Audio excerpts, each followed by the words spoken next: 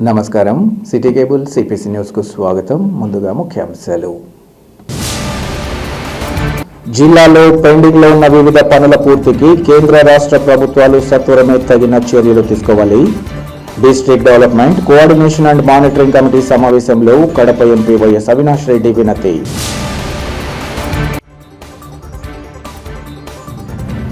చంద్రబాబు నాయుడు సారథ్యంలోని కూటమి ప్రభుత్వం రాయలసీమ అభివృద్ధికి కట్టుబడి ఉంది.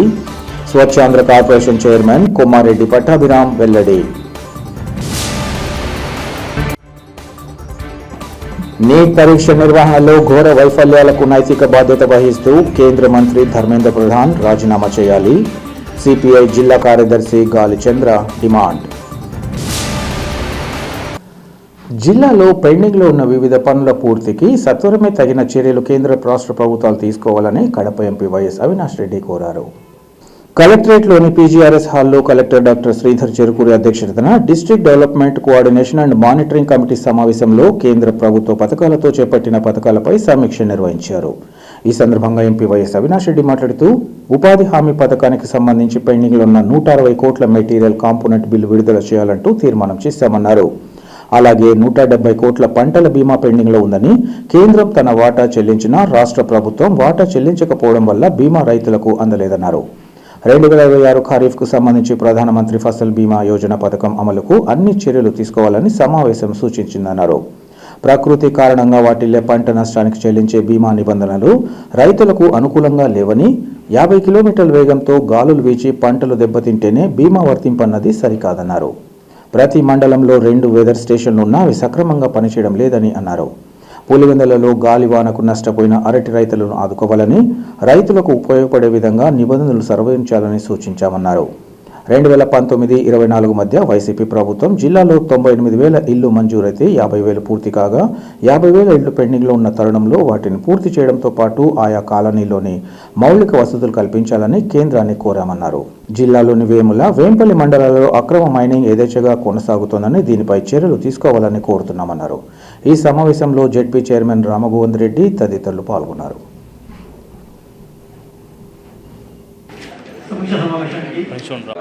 డిస్ట్రిక్ట్స్లో మండల్ యూనిట్ కానీ గ్రామ పంచాయతీ యూనిట్ కానీ తీసుకొని మనం హాలిడేని డిక్లేర్ చేసుకోవచ్చు. ఎస్పెషల్ అగ్రికల్చర్ డిపార్ట్మెంట్ సభకు నమస్కారం.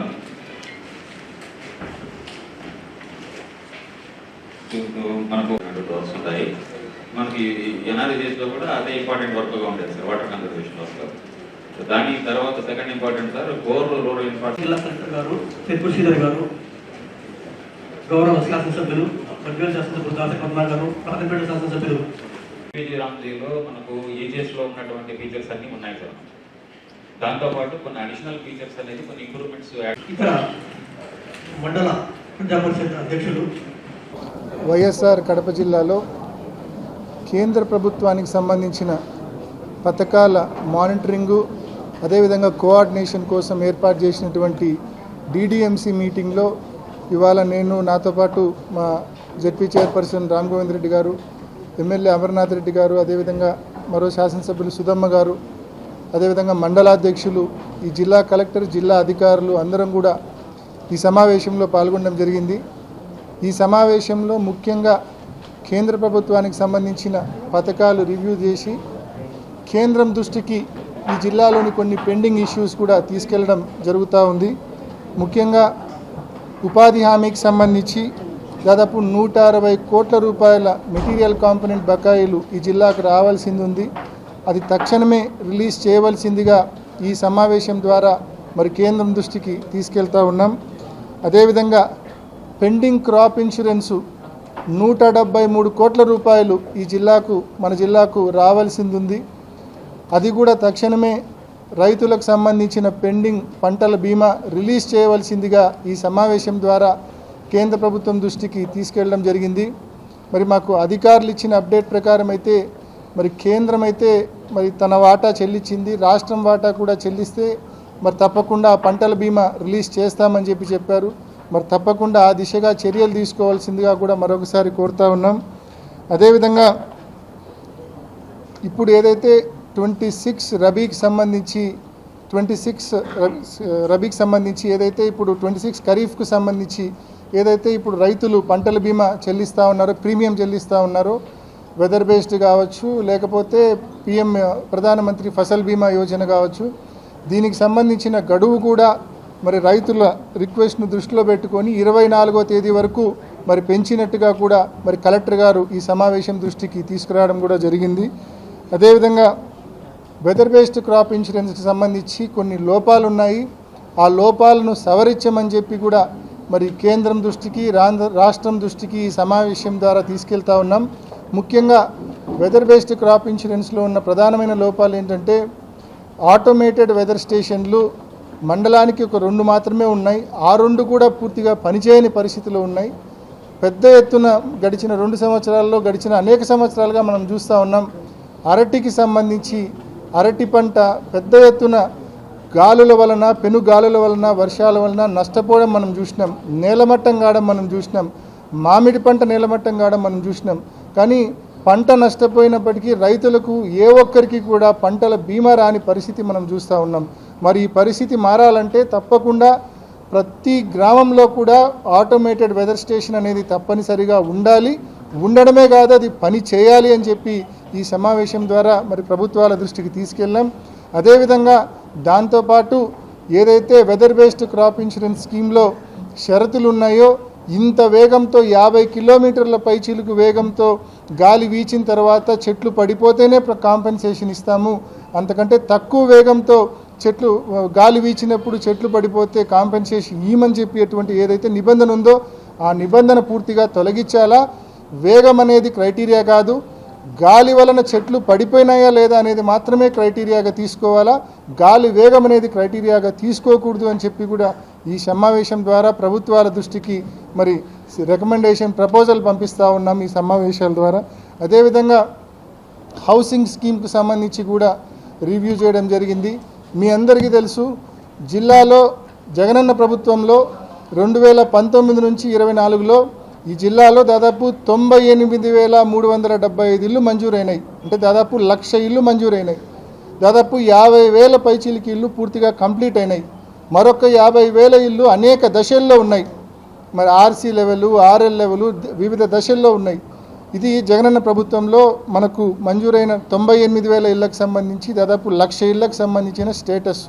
అదే ఈ గవర్నమెంట్ వచ్చి దాదాపు 26 మాసాలు అవుతా ఉంది. ఈ 26 మాసాల్లో ఈ జిల్లాకు వచ్చింది కేవలం 1900 ఇళ్ళు మాత్రమే. ఈ జిల్లాకు కొత్తగా వచ్చింది ఈ 26 మాసాల్లో వచ్చింది 1900 ఇళ్ళు మాత్రమే. ఖచ్చితంగా మరి గ్రామీణ ప్రాంతాల్లో కావచ్చు, అర్బన్లో కావచ్చు, చాలామంది ఇల్లు లేక, అర్హత ఉండి కూడా ఇల్లు రాక ఇబ్బంది పడుతూ ఉన్న వాళ్ళు ఉన్నారు. తప్పనిసరిగా వాళ్ళందరినీ కూడా దృష్టిలో పెట్టుకొని ఇల్లు మంజూరు చేయవలసిన అవసరం ఉంది. మరి ఈ పనులన్నీ కూడా, ఈ పురోగతి కూడా ఇవాళ మానిటర్ చేశాం. జిల్లాలో దాదాపు నేషనల్ హైవేస్కి సంబంధించి గ్రీన్ఫీల్డ్ రోడ్డు కాకుండా, ఈ జిల్లాలో only national highways greenfield road కాకుండా 440 కిలోమీటర్లు నేషనల్ హైవేస్కి సంబంధించిన పనులు జరుగుతూ ఉన్నాయి. మరి కొన్నైతే భూసేకరణ దగ్గర పెండింగ్ ఉన్నాయి, కొన్నైతే నత్తనడకన పని జరుగుతూ ఉన్నాయి.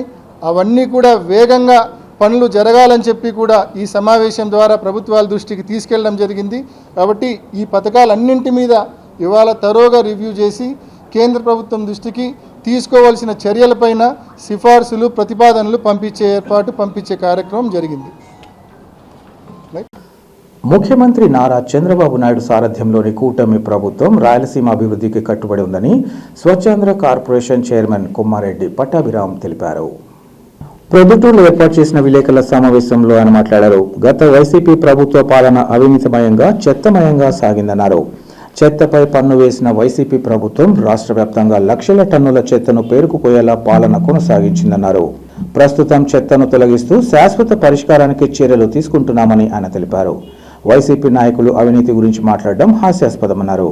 కడప జిల్లాకు ఉపయోగపడే ఒక్క ప్రాజెక్టును కూడా వైసీపీ ప్రభుత్వం పూర్తి చేయలేదని, కడప స్టీల్ ప్లాంట్ పేరుతో గతంలో భారీ అవినీతి జరిగిందని అన్నారు.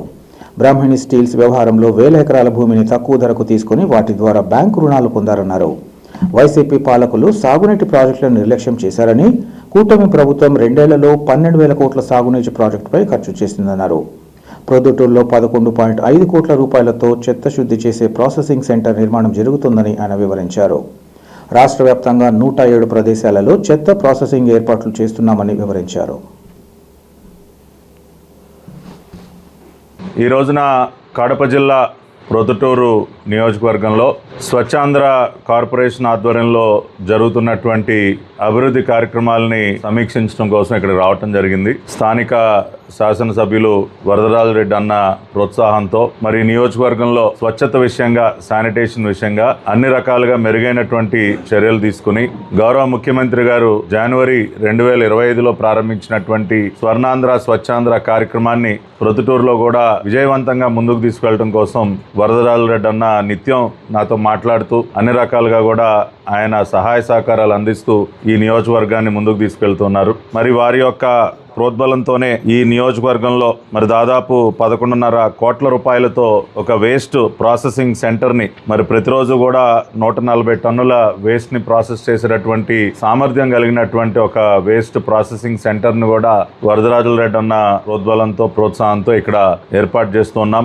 మరి ఆ ప్రాజెక్ట్ పనులు కూడా వేగంగా జరుగుతున్నాయి. దాదాపుగా పూర్తిగా వచ్చే స్టేజ్కి రావటం జరిగింది. మరి దానిని పర్యవేక్షించడం కోసం ఈ రోజున ఇక్కడికి రావటం, అదేవిధంగా మరి గ్రామీణ ప్రాంతాల్లో మరి ప్రొద్దుటూరు నియోజకవర్గానికి సంబంధించి మరి ప్రొద్దుటూరు కానివ్వండి, రాజుపాలెం మండలాల్లో కానివ్వండి మరి అనేక కార్యక్రమాలు ఇప్పటికే చేపడుతూ ఉన్నాం. దాదాపుగా మరి 4 కోట్ల రూపాయల వ్యయంతో గ్రామీణ ప్రాంతాల్లో కూడా అనేక కార్యక్రమాలు, అది కమ్యూనిటీ శానిటరీ కాంప్లెక్సెస్ కానివ్వండి, push carts, individual toilets, tricycles కానివ్వండి, ఇటువంటివన్నీ కూడా ఈ నియోజకవర్గంలో అందించడం జరిగింది. ఆ విధంగా స్వచ్ఛాంధ్ర కార్పొరేషన్ ఆధ్వర్యంలో దాదాపుగా మరి 16 కోట్ల రూపాయలు కేవలం ఈ ఒక్క నియోజకవర్గంలోనే మరి స్థానిక శాసనసభ్యుల వారి ప్రోత్సాహంతో ఇవన్నీ కూడా చేస్తూ ఉన్నాం. రాష్ట్రంలో మరి దేశంలో ఎక్కడా లేని విధంగా 107 ప్రాసెసింగ్ సెంటర్స్ని ఇక్కడ ఏర్పాటు చేయడం జరిగింది. 107 ప్రాసెసింగ్ సెంటర్స్ రాష్ట్రంలో ఏర్పాటు చేస్తున్నాం. మరి డంప్ యార్డ్ ఫ్రీ స్టేట్గా రాష్ట్రాన్ని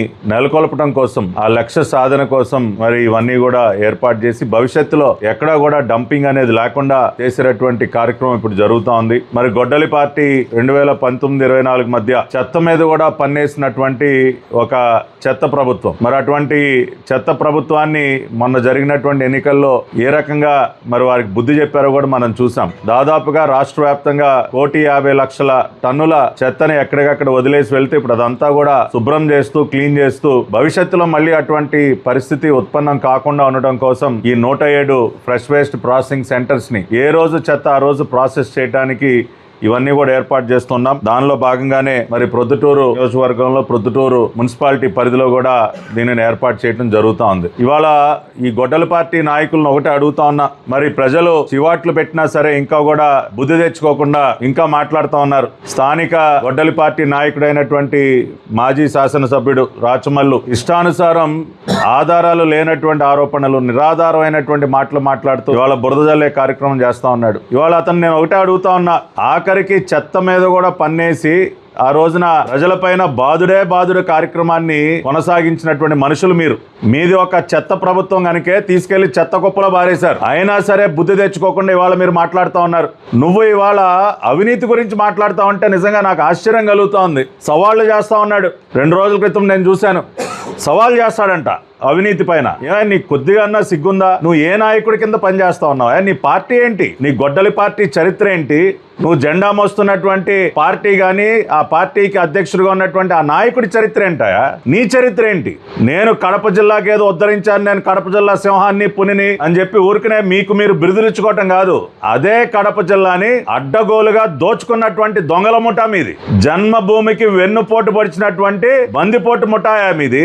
ఈ రోజు నేను ఛాలెంజ్ చేస్తా ఉన్నా, నువ్వు గాని నీ గొడ్డలి పార్టీ గాని నీ గొడ్డలి పార్టీ అధ్యక్షుడు గాని సొంత జిల్లా అయినటువంటి కడప జిల్లాలో ప్రజలకు ఉపయోగపడేటటువంటి ఒక ప్రాజెక్ట్ ఇదిగో నేను చేశా అని చెప్పుకోవడానికి ఒక్కటైనా ఉందా? సిగ్గనిపించట్లా మీకు? అరే ప్రజలు ఒక నమ్మకంతో మిమ్మల్ని అధికారంలోకి తీసుకొచ్చారు. నిన్న ఎమ్మెల్యేని చేశారు, నీ నాయకుడిని ముఖ్యమంత్రిని చేశారు. ఏం ఉద్ధరించారా మీరు? దోచుకోవటం తప్పితే మీరు చేసినటువంటి మంచి కార్యక్రమం ఏంటని అడుగుతా ఉన్నా. నిన్నగాక మొన్న కడప జిల్లాలో స్టీల్ ప్లాంట్ గౌరవ ముఖ్యమంత్రి గారు శంకుస్థాపన చేశారు. అదే స్టీల్ ప్లాంట్ పేరుతో మీరు చేసినటువంటి ఒక భారీ అవినీతి కార్యక్రమం ఏంటి? ఇవాళ ఇక్కడ ఉండి నోరు బారేసుకుంటున్నటువంటి వ్యక్తిని నేను అడుగుతా ఉన్నా, ఆ రోజున బ్రహ్మణి స్టీల్స్ పేరుతో మీరందరూ అడ్డగోలుగా దోచుకోలేదా? 14,000 ఎకరాల భూమి కారు చౌకగా మీ ఓబులాపురం మైనింగ్ బ్యాచ్ కి ఆ రోజున అడ్డగోలుగా కట్టబెట్టలేదా? 20 కోట్లు, కేవలం 20 కోట్ల రూపాయలకి 14,000 ఎకరాల భూమిని దోచుకున్నటువంటి మీరు ఇవాళ అవినీతి గురించి మాట్లాడతారు. ఏం అర్హత ఉందా మీకు? ఏం అర్హత ఉంది మీకు అసలు? ఇవాళ అటువంటి భూమిని మళ్ళీ మేము పరిరక్షించాం. ఆ భూమిని మళ్ళీ ప్రభుత్వ ఆస్తిగా మార్చింది మేము, ప్రజల ఆస్తిని కాపాడింది మేము. ఆ రకంగా కారు చౌకగా భూమిని వాళ్ళకి కట్టబెట్టి దాదాపు 400 కోట్ల రూపాయలు బ్యాంకుల దగ్గర నుంచి సొమ్ము దోచుకున్నది మీరు కాదా? మీ గొడ్డల పార్టీ నాయకుడు కాదా? మళ్ళీ ఆ డబ్బంతా ఎక్కడికి వెళ్ళింది? ఇదిగో నువ్వు వాగేటటువంటి పిచ్చవాగుడంతా ప్రతిరోజు చూపించేటటువంటి మీ అవినీతి రోత పత్రిక, రోత ఛానల్ బ్రహ్మణి స్టీల్ పేరుతో ఆ రోజున మీరు దోచుకున్నటువంటి సొమ్ము క్విడ్ ప్రోకో ద్వారా మళ్ళీ ఇందిరా టెలివిజన్ లోకి, జగతి పబ్లికేషన్ లోకి వెళ్ళలేదా? మీ ముందు వచ్చి గొట్టాలు పెడతా ఉన్నారు కదా. నీ అవినీతి రోత పత్రిక, రోత ఛానల్, ఆ ఛానల్లోకి అవినీతి సొమ్ము వెళ్ళలేదా? ఇవాళ నువ్వు అవినీతి గురించి మాట్లాడతావా? ఏం అర్హత ఉందా మీకు? ఈ రోజున వెనుకబడినటువంటి జిల్లాలుగా ఉన్నటువంటి రాయలసీమ జిల్లాల్లో పెద్ద ఎత్తున పెట్టుబడులు తీసుకొస్తున్నది ఎన్డీఏ ప్రభుత్వం, చంద్రబాబు నాయుడు గారి ప్రభుత్వం. గత 2 సంవత్సరాల కాలంలోనే దాదాపుగా 4.5 లక్షల కోట్ల రూపాయలకి పైబడి పెట్టుబడులు తీసుకొచ్చింది మేము, పరిశ్రమలు పెట్టింది మేము, ఉద్యోగాలు కల్పిస్తున్నది మేము. ఏదో ఒక్క పరిశ్రమ పేరు చెప్పాయా? ఇదే ప్రొద్దుటూరులో రేపు నువ్వు ప్రెస్ మీట్ పెట్టి ఇదిగో కడప జిల్లాకు మేము ఇది చేసామని నువ్వు చెప్పాయా? నువ్వు ముందు ఈ మంచి చేసావని చెప్పు, రాయలసీమ ప్రాంతానికి ఇది చేసావని చెప్పు. కడప జిల్లాలో మీ పరిస్థితి ఏంటి? వచ్చే ఎన్నికల్లో గుండు 0, అది కూడా మిగలదు మీకు. ఇవాళ అసలు కరువు ప్రాంతం అయినటువంటి జిల్లా ఇరిగేషన్ ప్రాజెక్టుల పేరుతో ఎంత దోచుకున్నారా మీరు? 2019-24 మధ్య రాయలసీమ ప్రాంతంలో ఇరిగేషన్ కి మీరు ఖర్చు చేసింది ఎంత? కనీసం 2,000 కోట్ల రూపాయలు కూడా సరిగ్గా ఖర్చు చేయాలా? ఈ 2 సంవత్సరాల కాలంలో 12,000 కోట్లు మేము ఖర్చు పెట్టాం. రాయలసీమ లిఫ్ట్ ఇరిగేషన్ అంట, దానిపైన చర్చకు రావాలంట. ఏంటి ఆ చర్చకు వచ్చేది? 2020లోనే ఎన్జీటీ అడ్డుపడితే ఏం చేశారు మీరు? 4 సంవత్సరాల పాటు కనీసం పర్మిషన్లు కూడా తీసుకురాకుండా, అనుమతులు కూడా తీసుకురాకుండా ఇవాళ ఏదో రౌండ్ టేబుల్ సమావేశాలు, చర్చలంట, సవాళ్ళంట. మొత్తం విప్పి నుంచోబెడతాం. మీ అవినీతి చిట్టా మొత్తం విప్పి నుంచోబెడతాం. ఇష్టానుసారం నోరు బారేసుకుంటే మీ గతం, మీ ఘనమైనటువంటి గతం, అవినీతి మరకలతో నిండిపోయినటువంటి మీ గతం మొత్తం ఇదిగో ఇలాగే మొత్తం మళ్ళీ ప్రజలకి తెలియజేస్తాం. దేశవ్యాప్తంగా లక్షలాది మంది విద్యార్థులను ప్రభావితం చేసే నీట్ పరీక్షల్లో జరిగిన అవకతవకలు, ప్రశ్నపత్రాల లీకేజీలు, పరీక్ష నిర్వహణలో ఘోర వైఫల్యాలకు నైతిక బాధ్యత వహిస్తూ కేంద్ర విద్యాశాఖ మంత్రి ధర్మేంద్ర ప్రధాన్ వెంటనే రాజీనామా చేయాలని సిపిఐ జిల్లా కార్యదర్శి గాలి చంద్ర డిమాండ్ చేశారు. కడపలోని పార్టీ కార్యాలయంలో ఈరోజు ఏర్పాటు చేసిన విలేకరుల సమావేశంలో ఆయన మాట్లాడారు.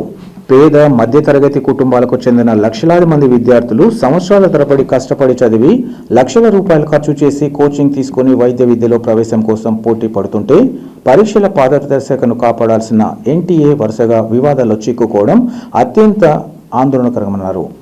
నీట్ పరీక్షల నిర్వహణపై దేశవ్యాప్తంగా అనేక ప్రశ్నలు తలెత్తాయని, ప్రశ్నపత్రాల లీకేజీ, అవకతవకలు, గ్రేస్ మార్కుల వివాదం వంటి అంశాలు విద్యార్థుల్లో తీవ్ర అనిశ్చితిని సృష్టించాయని తెలిపారు. ఇలాంటి పరిస్థితి దేశ విద్యా వ్యవస్థపై ప్రజల విశ్వాసాన్ని దెబ్బతీస్తోందని విమర్శించారు. అదేవిధంగా 18 రోజులుగా ఆమరణ నిరాహార దీక్ష చేస్తున్న సోనం వాంగ్చుక్ ఆరోగ్యం క్షీణిస్తోందని, ఆయన పరిస్థితి ఆందోళనకరంగా మారిందని గాలిచంద్ర తెలిపారు. ప్రజల సమస్యల పరిష్కారం కోసం శాంతియుతంగా ప్రజాస్వామ్యబద్ధంగా దీక్ష చేస్తున్న సోనం వాంగ్చుక్ ఆరోగ్యాన్ని కేంద్ర ప్రభుత్వం తక్షణమే పరిగణలోకి తీసుకొని ఆయనతో చర్చలు జరిపి సమస్యలను పరిష్కరించే దిశగా చర్యలు తీసుకోవాలని డిమాండ్ చేశారు. విద్యార్థుల భవిష్యత్తుతో చెలగాటమాడే ఏ ప్రభుత్వాన్ని ప్రజలు క్షమించరని ఆయన హెచ్చరించారు. దేశ యువతకు న్యాయం జరిగే వరకు, పరీక్షల పారదర్శకత పునరుద్ధరించే వరకు ప్రజాస్వామ్యబద్ధంగా జరిగే ఉద్యమాలకు ప్రజలు, విద్యార్థులు, తల్లిదండ్రులు విస్తృతంగా మద్దతు తెలపాలని ఆయన కోరారు. నీట్ పేపర్ లీకేజీకి కారణమైనటువంటి చేతగాని దద్దమ్మ మంత్రి, విద్యాశాఖ మంత్రి ధర్మేంద్ర ప్రధాన్ తక్షణం రాజీనామా చేయాలని చెప్పి డిమాండ్ చేస్తూ కాక్రోచ్ జనతా పార్టీ తలపెట్టినటువంటి దేశవ్యాప్త ఆందోళనలో భాగంగా సోనం వాంగ్చుక్ అనేటువంటి సామాజిక కార్యకర్త 18 రోజులుగా ఆమరణ నిరాహార దీక్ష చేస్తున్నాడు. ఆయన దీక్షలకు ప్రభుత్వం స్పందించి అన్కండిషనల్గా విద్యాశాఖ మంత్రి ధర్మేంద్ర ప్రధాన్ రాజీనామా చేయించాల్సిన బాధ్యత ప్రధానమంత్రి నరేంద్ర మోడీ ప్రభుత్వం పైన ఉంది. కానీ ఆ విధమైనటువంటి చర్యలు తీసుకోకపోగా చాలా నిర్లక్ష్యంగా ఆ ఉద్యమాన్ని అణిచివేయాలని నిరంతరం కుట్రలు, కుతంత్రాలు సాగిస్తూ ఉన్నారు. ఇంకోవైపు సోషల్ మీడియాలో భయంకరమైనటువంటి భావజాలాన్ని స్ప్రెడ్ చేస్తున్నారు. వివిధ రూపాలలో ఆర్ఎస్ఎస్ సంఘపరివార్ ద్వారా ఉద్యమాన్ని నీరుగార్చాలని ప్రయత్నం సాగిస్తూ ఉన్నారు.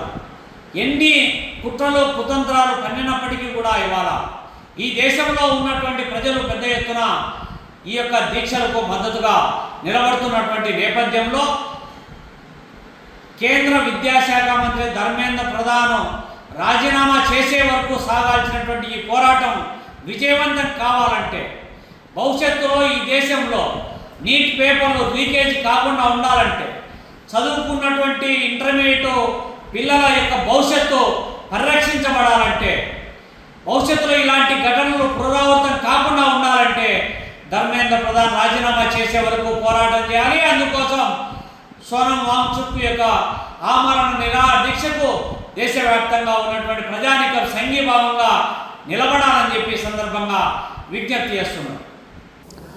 కూటమి ప్రభుత్వంలో వైద్య రంగం పూర్తిగా నిర్వీర్యమైందని వైఎస్ఆర్సీపీ జిల్లా అధికార ప్రతినిధి పొట్టిపాటి జయచంద్రారెడ్డి తెలిపారు. ఈరోజు జిల్లా పార్టీ కార్యాలయంలో నిర్వహించిన విలేకరుల సమావేశంలో ఆయన మాట్లాడుతూ, నేషనల్ మెడికల్ కమిషన్ ఇచ్చిన నివేదిక రాష్ట్రంలో వైద్య రంగం ఎంత దయనీయ స్థితిని ఎదుర్కొంటుందో తెల్లం చేసిందన్నారు. ఎన్ఎంసీ 2026-27 విద్యా సంవత్సర సీట్ మ్యాట్రిక్స్ ప్రకారం జనాభా పరంగా ఏపీ కంటే చిన్నదైన తెలంగాణలో 10 లక్షల జనాభాకు 116 ప్రభుత్వ ఎంబీబీఎస్ సీట్లు ఉంటే ఏపీలో ఆ సంఖ్య కేవలం 66గా ఉందన్నారు. అలాగే ప్రస్తుతం చెలరేగుతున్న కరోనా కట్టడిలోనూ ప్రభుత్వం తీవ్ర వైఫల్యం చెందిందన్నారు. జిల్లాలో కరోనా కేసులు నమోదవుతుంటే జిల్లా కలెక్టర్ గాని డిఎంహెచ్ఓ గాని ప్రకటన చేసి ప్రజలను అప్రమత్తం చేసిన పరిస్థితి లేదన్నారు. వైఎస్ఆర్సీపీ ప్రభుత్వంలో 2.5 లక్షల మంది వాలంటీర్ల వల్ల కరోనాను పగడ్బందీగా కట్టడి చేయడం జరిగిందని అన్నారు. వరదల సమయంలోనూ వాలంటీర్లు ఎంతో సేవ చేశారని గుర్తు చేశారు. కానీ కూటమి ప్రభుత్వం వచ్చాక ఆ వ్యవస్థను తొలగించి వారి ఉసురు పోసుకుంటున్నారని విమర్శించారు. చంద్రబాబు సర్కార్ ప్రజారోగ్యాన్ని గాలికి వదిలేసిందని విమర్శించారు. ఆరోగ్యశ్రీని పూర్తిగా నిర్వీర్యం చేసిందని, పేదలు ప్రైవేట్ ఆసుపత్రుల్లో వైద్యం చేయించుకునే పరిస్థితి లేదన్నారు.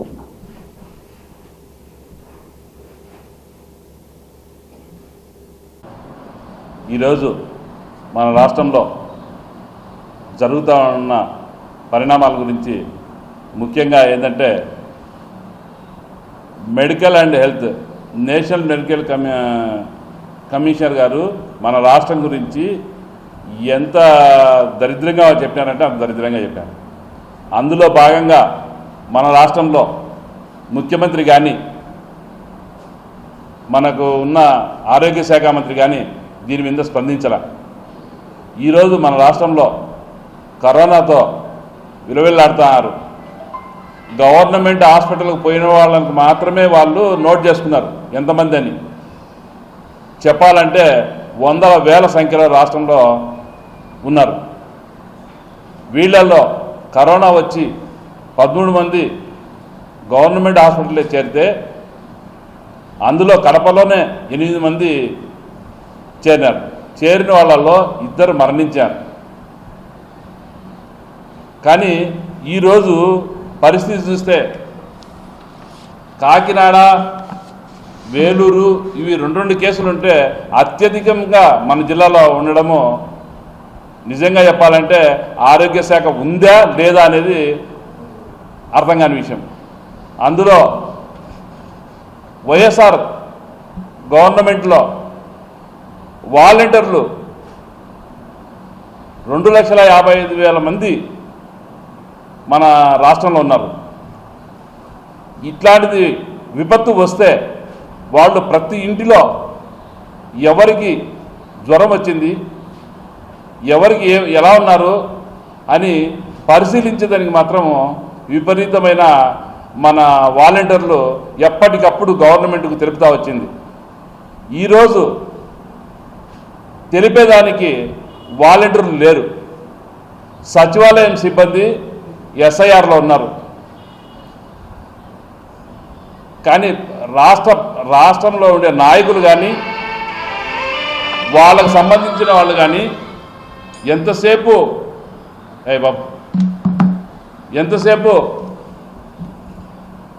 రాజకీయంగా అపోజిషన్ పార్టీని వాళ్ళ మీద నిందలు వేసి కేసులు పెట్టేదానికి తప్ప వాళ్లకు ప్రజలను నిజంగా మనం పరిపాలించాలా, ప్రజలను అప్రమత్తం చేయాలా, వాళ్ళ ఆరోగ్య పరిస్థితులు తెలుసుకోవాలా అనే దాఖలాలే లేవు. ఈరోజు ఇతర రాష్ట్రాలలో 10 లక్షలకు ఉన్న జనాభాకు కాశ్మీర్లో అయితే 96 సీట్లు ఉన్నాయి. 10 లక్షలకు 96 సీట్లు ఉన్నాయి. మనకు వచ్చేటప్పటికి 66 సీట్లు ఉన్నాయి. అదే పక్క రాష్ట్రంలో ఈరోజు మెడికల్ కాలేజీలు 36 ఉంటే మన రాష్ట్రంలో 19 మెడికల్ కాలేజీలు ఉన్నాయి. ఇదే జగన్మోహన్ రెడ్డి వైఎస్ఆర్ గవర్నమెంట్లో 17 మెడికల్ కాలేజీలు తీసుకొచ్చాడు. ఈరోజు 17 మెడికల్ కాలేజీలు కానీ తెరిచింటే ఇప్పుడు ఇక్కడ ఉన్న వాళ్ళందరికీ కూడా ఆరోగ్యాన్ని గురించి ప్రతి ఒక్కరూ చూపించుకునేవాళ్ళు, వాళ్ళు టెస్టులు చేయించుకునేవాళ్ళు. ఈరోజు టెస్టులు చేయించే అధికారి లేడు. ప్రజలు అప్రమత్తం కావడంలా ఎవరింటో వాళ్ళు ఉన్నారు.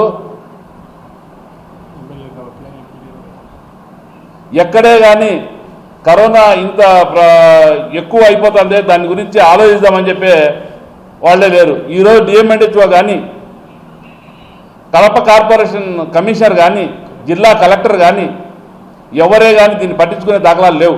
అంటే ప్రజలు ఎలా అయినా కానీ గాలికి వదిలేసినారు. ఎంతసేపు మీరు మీ పార్టీకి సంబంధించిన వ్యవహారాలు తప్ప మేము ఇది చేశాం, రేపటి రోజు మేము ఇది చేస్తామని చెప్పేదానికి కూడా మీకు ఇది లేదు. ఎంతసేపు కమిషన్ల కోసం మీరు ఎంపలాడుతున్నారు. ముఖ్యమంత్రి గారు కానీ, ముఖ్యమంత్రి గారి కొడుకు కానీ ఎంతసేపు కమిషన్ల అవసరం, అంతేగాని రాష్ట్ర ప్రజలతో మాత్రం ఎలాంటి అవసరం లేదు. నీట్ పేపర్ లీకేజీకి బాధ్యత వహిస్తూ కేంద్ర విద్యాశాఖ మంత్రి ధర్మేంద్ర ప్రధాన్ వెంటనే రాజీనామా చేయాలని ఏఎస్ఎఫ్ జిల్లా అధ్యక్ష కార్యదర్శులు సుమంత్, వీరనాగు రవిలు డిమాండ్ చేశారు.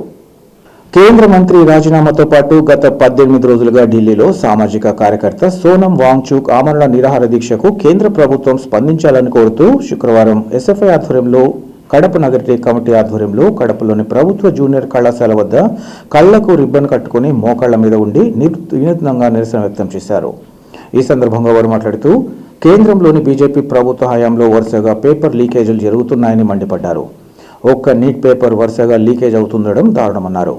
లక్షల మంది విద్యార్థులు తల్లిదండ్రుల కలలతో కేంద్రం ఆడుకుంటుందని అన్నారు. పేపర్ లీకేజ్ వల్ల 10 మంది విద్యార్థులు ఆత్మహత్యకు పాల్పడ్డారని, ఇవన్నీ కేంద్ర ప్రభుత్వ హత్యలేనని అన్నారు. సోనం వాంగ్చుక్కి ఏం జరిగినా అది కేంద్ర ప్రభుత్వమే బాధ్యత వహించాల్సి వస్తుందని వారు హెచ్చరించారు. ఈ కార్యక్రమంలో ఎస్ఎఫ్ఐ జిల్లా అధ్యక్షులు అవినయ్, నగర కార్యదర్శి తదితరులు పాల్గొన్నారు.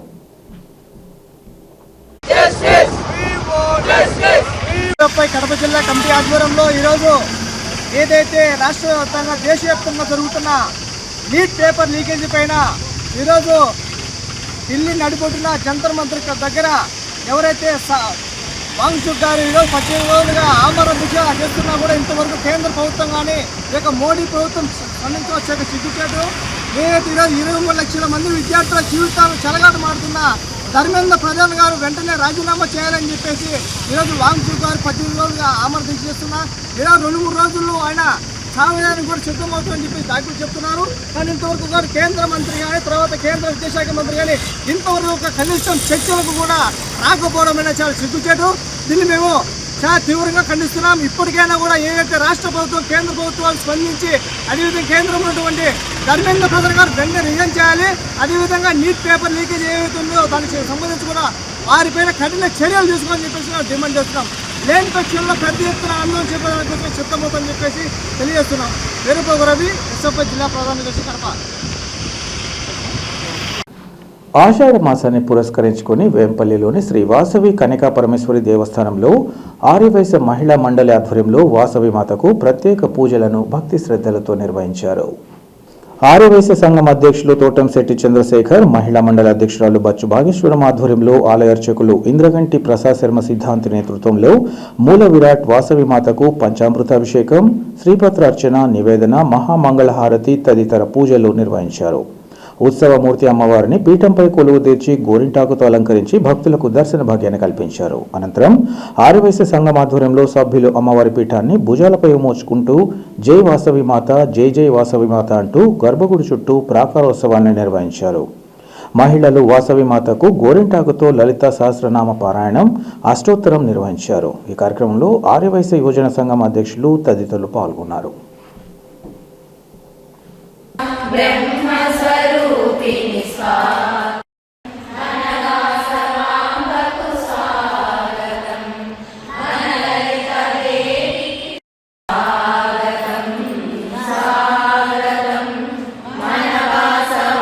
ఆషాఢ మాసం సందర్భంగా వేంపల్లి అమ్మవారిశాలలో వాసవి కన్యకామాతకు గోరింటాకు అలంకరణ చేశాము.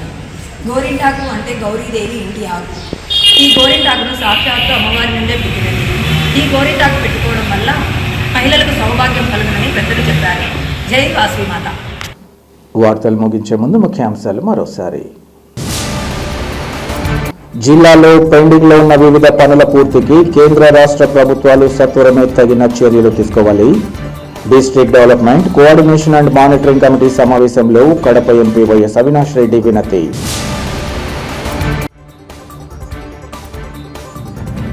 చంద్రబాబు నాయుడు సారథ్యంలోని కూటమి ప్రభుత్వం రాయలసీమ అభివృద్ధికి కట్టుబడి ఉంది. స్వచ్ఛాంధ్ర కార్పొరేషన్ చైర్మన్ కొమ్మారెడ్డి పట్టాభిరామ్ వెల్లడి. నీట్ పరీక్ష నిర్వహణలో ఘోర వైఫల్యాలకు నైతిక బాధ్యత వహిస్తూ కేంద్ర మంత్రి ధర్మేంద్ర ప్రధాన్ రాజీనామా చేయాలి. సిపిఐ జిల్లా కార్యదర్శి Gali Chandra demand. City cable CPS news ఇంతటితో సమాప్తం. నమస్కారం.